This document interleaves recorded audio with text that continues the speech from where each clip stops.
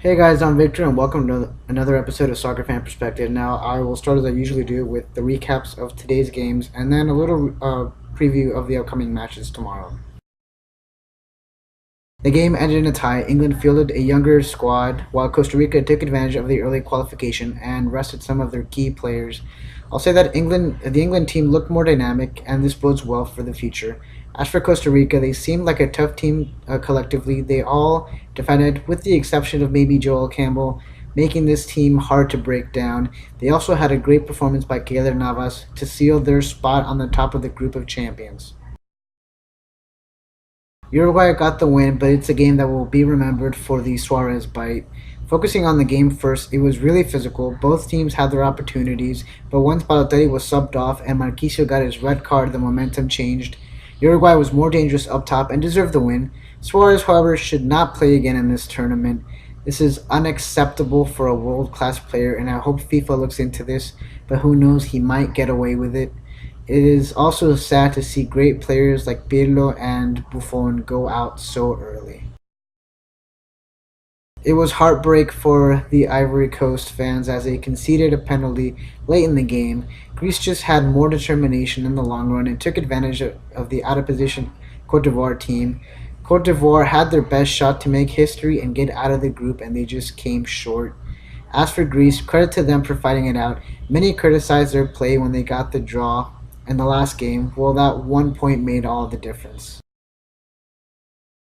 As the cliche goes, it was a tale of two halves. Japan seemed to be completely dominant in the first half against a team full of reserves. Colombia caught them off guard during a counter and scored, but then were scored on by the end of the half. Then Peckerman sends in James Rodriguez and the whole game shifts. He helped keep possession and initiated the rest of the goals in some form. Question is though, if Peckerman wanted the win, why didn't he put him from the start? Also, Farid Mondragon becomes the oldest player to play in a World Cup, history in the making. Bosnia and Herzegovina are out, but they won't want to leave this tournament without some form of consolation, and a win would do just that.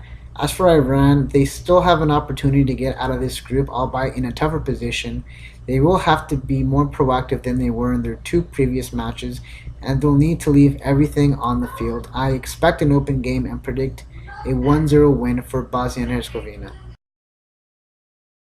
Argentina is in, while Nigeria need at least a tie to secure their second spot themselves. Argentina will look to keep possession of the game and keep it at a slow tempo. They will also most likely rest a couple of their key players for this match. As for Nigeria, they will be more on the offensive side. They can exploit Argentina's slow back line with their speed and may have a physical advantage when it comes to set pieces. I am predicting a 1-0 win for Argentina. Both teams are still in, but Switzerland are the most likely team to get a good result in this game. I expect Honduras to keep improving on their performance and give everything they have on the field, as it's now or never. As for Switzerland, I expect them to be a little bit more conservative. They should keep possession of the ball and look for the perfect opportunity to strike, maybe in a counter. I am predicting a 2-0 win for Switzerland. France are already in, and Ecuador need a win to make sure they continue in this tournament without having to depend on any other result. France might look to field a couple of reserves for this match.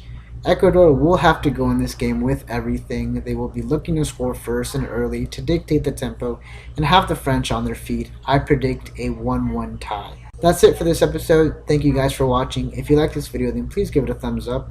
If you disliked it, well, give it a thumbs down. Now, if you agree or disagree with anything I've said, then please leave it in the comment section, as I like to read your opinions. Also, if you like this content, then hit that subscribe button and follow the show on Facebook at Soccer Fan Perspective and on Twitter at SFP Soccer Show to stay updated. Also, make sure to check in tomorrow for the recaps of the games I previewed today and the previews of the upcoming matches. So until next time, see you guys later.